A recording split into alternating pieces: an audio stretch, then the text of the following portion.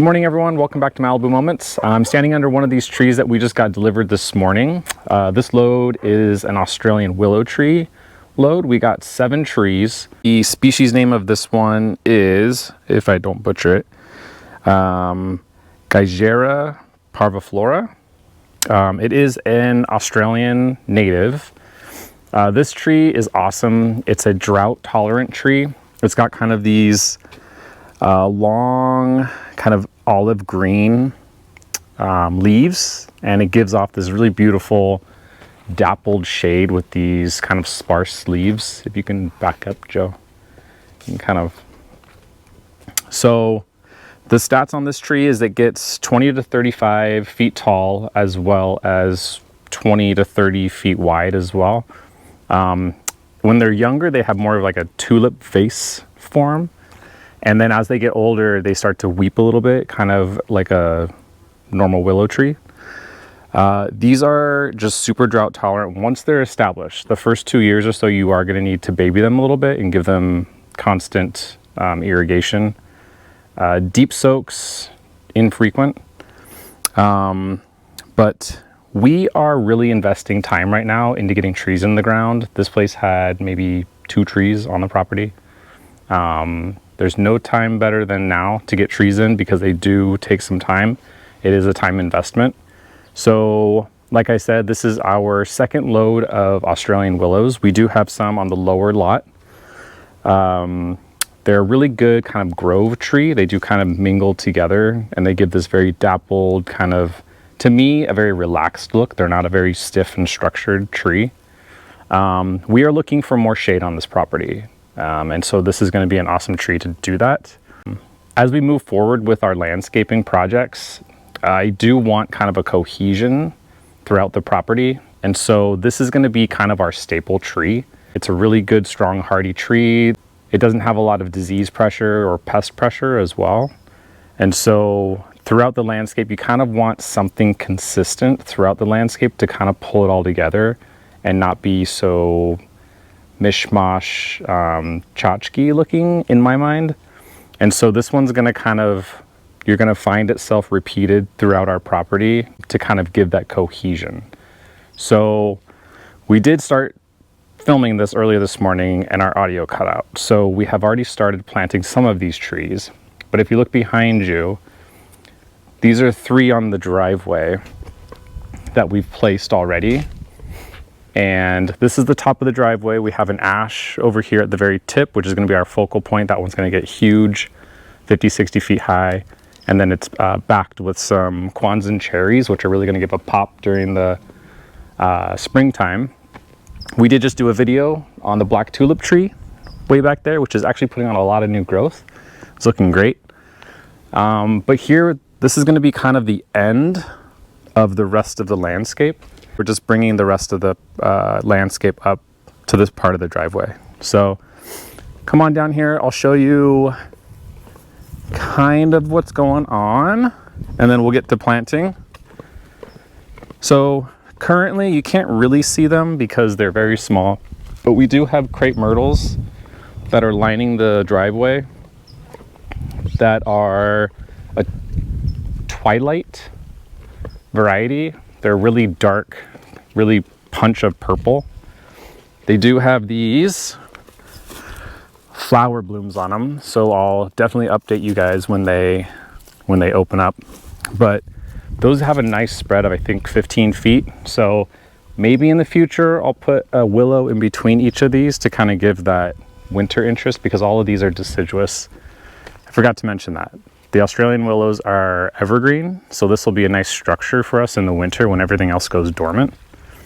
But if you look here, this is our, we call it like the first tier patio. We have this big blank section right here, and we want to make this a very, we want everything to feel like rooms. So this is going to be more of an intimate spot. So we're going to put 2 here. The ones here on the patio are another crepe myrtle. Crepe myrtles are great for drought tolerant landscaping, and they give that really pop of color during the summer. So these are a Choctaw variety. They do get, I believe, 20 feet wide, I think. So this is going to create a cool canopy over here.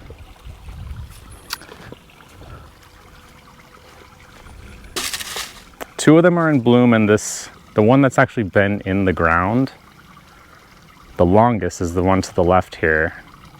And it's kind of just taking its time. It's got really good foliage this year, but it's a little late on the flower push. So as you can see, here's kind of a blank spot. So we're going to put two here to kind of enclose this patio up here. So as you walk down the driveway,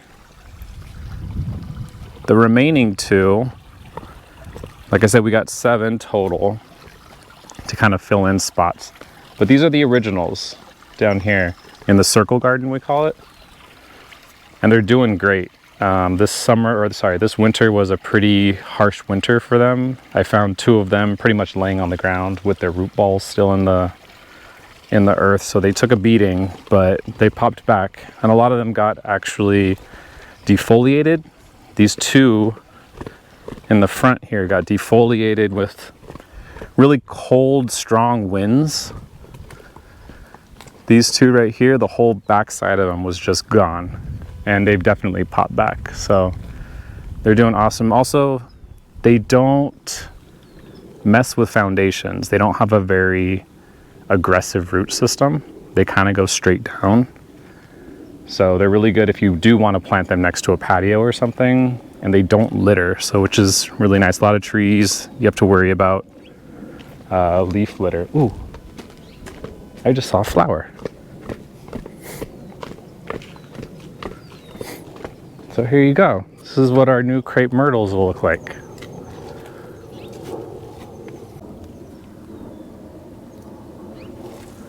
That's exciting. I got those online, and so I never got to see them in bloom. I just got to see them on the internet, and you know how pixels on every different electronic device look different.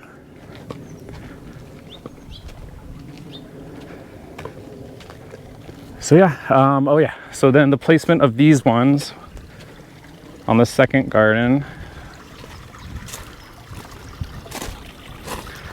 we're really hoping this construction finishes soon. It's been a few months now, but we're gonna put just 2 on this side, 2 on the other side.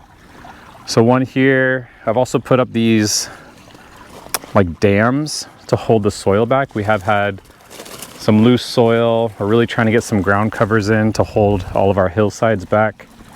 But this will be awesome too for water retention. So as we run the drippers, instead of the water just shedding off each plane, each level, we'll give the water time to soak in. Especially important when you're planting trees. So if you're planting them on a hillside, you do want to keep the planting area flat so it has time to soak in. So, and then we got 1 more back here. We did lose 2 of our fruit trees. This on the top here was a plum variety. It got borers though, so instead of trying to baby that one, we're just going to take it out. So the willow's going to go there to kind of fill in this little empty gap right here.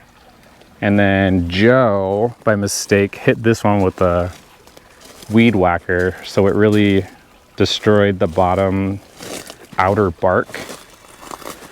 And if you can think of a tree, especially a sapling, their bark as your skin, it was pretty much like a 3rd degree burn down there. So it was really weeping. I tried to put a sealer on it, but with the heat and everything, I think it was just too much stress. So I might put one right here to your left to kind of flank this opening here as you kind of walk down, and then behind you will be a wall of fruit trees on this hillside. If you can imagine it, just squint your eyes. It'll look really pretty in a few years, so.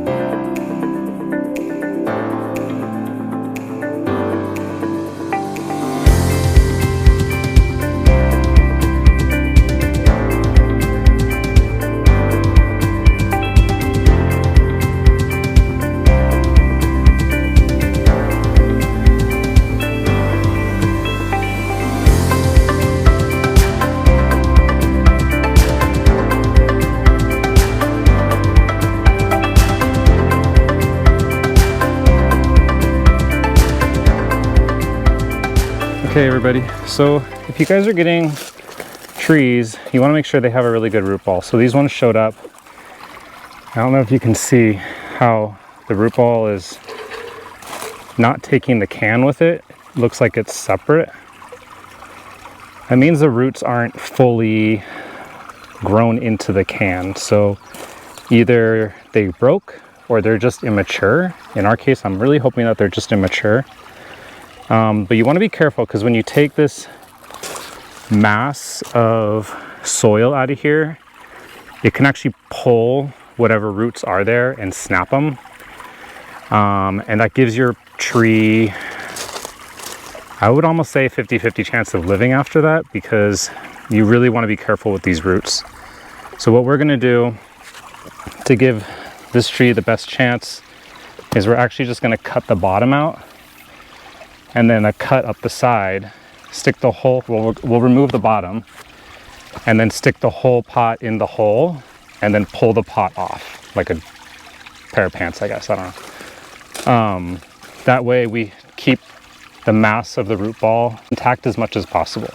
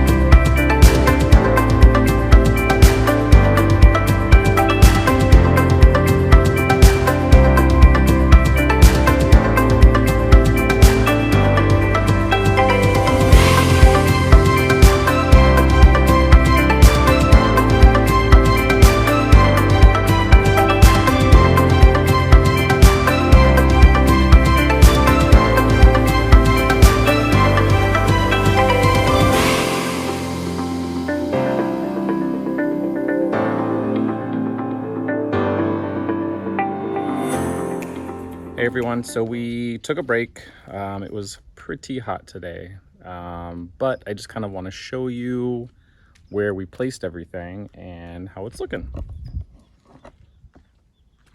So we're on the driveway currently. We've got the 1, 2, 3, and then you can see I put these berms up there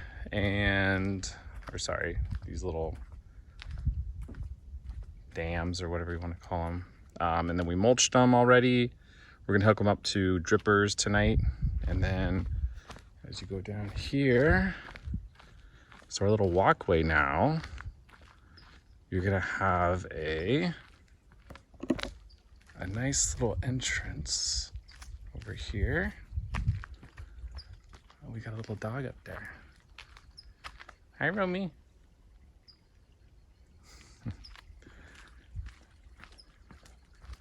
So it kind of continues all the way down. And then we got one in the back. So this will all look really nice when it grows in. And then here we have the circle garden. So we have the continuity here as well as up there.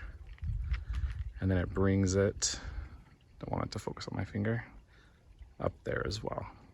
So eventually, we're gonna wanna do something on this flat area over here, and then we'll probably bring some of these trees down there to kind of make everything cohesive. So that's it, and we'll see you in the next one. Bye guys.